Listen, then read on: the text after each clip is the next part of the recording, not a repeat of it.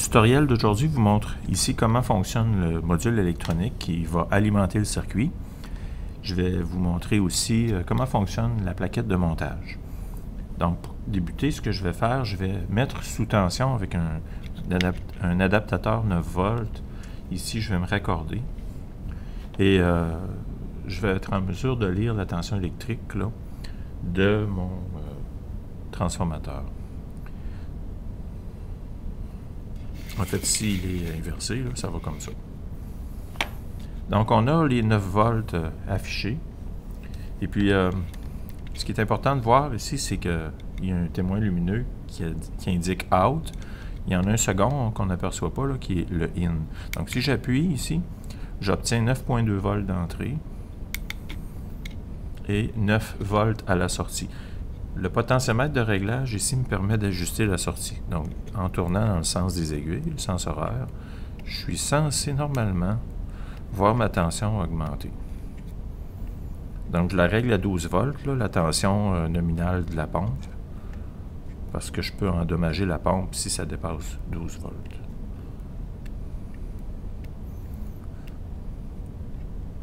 Bon. Ça fait que pour m'en assurer, ce que je fais ici, je prends mon voltmètre qui, normalement, devrait m'afficher la même information. Donc, le négatif, le positif. Donc, j'obtiens 9,2 à l'entrée et 12,2 à la sortie. Donc, on voit un léger écart entre l'afficheur numérique, mais disons que c'est quand même, à titre indicatif, quelque chose de plutôt bien. Alors là, ici, j'achemine l'alimentation électrique vers deux broches de ma plaquette de montage.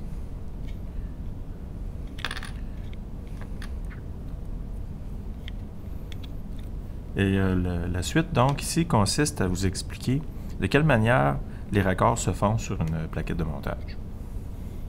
Alors ici, ce que vous devez savoir, c'est qu'il y a en tout 5 trous, 5 broches qui peuvent être réunies entre elles. Donc, je vais rapprocher ma caméra.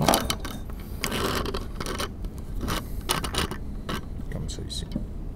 Donc, on voit les 5 trous. Alors, ce que je peux affirmer, c'est que les 5 fils qui seront tous réunis ici toucheront à la broche négative, puis de ce côté-ci, la broche positive.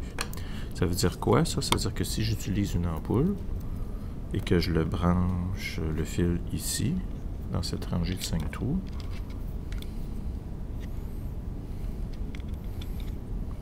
et l'autre ici, là, ça devrait s'allumer. Ouais. Bon. Donc, on peut apercevoir clairement ici là, les raccordements dans la rangée de 5 trous. Si je désire placer un interrupteur, ben, je dois, dans un premier temps, trouver de quelle manière les broches se réunissent entre elles. Et pour ce faire, ce que je dois savoir, c'est que je peux utiliser le mode continuité. Puis je devrais entendre une tonalité là, lorsque les broches entrent en contact. Donc j'ai fait un test, puis je me suis rendu compte que ce sont les broches des extrémités et je crois du centre qui entrent en contact lorsqu'on appuie sur l'interrupteur. C'est ça. Donc c'est le centre et l'extrémité. Alors ce que je fais ici, je décide de placer mon interrupteur bien au centre de la plaquette de montage. Puis je prends en compte ici les 3 broches, donc l'extrémité et le centre qui normalement devrait se réunir en appuyant sur l'interrupteur. Donc ça fonctionne.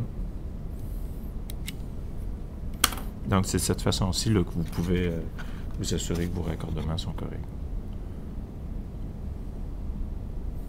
Voilà.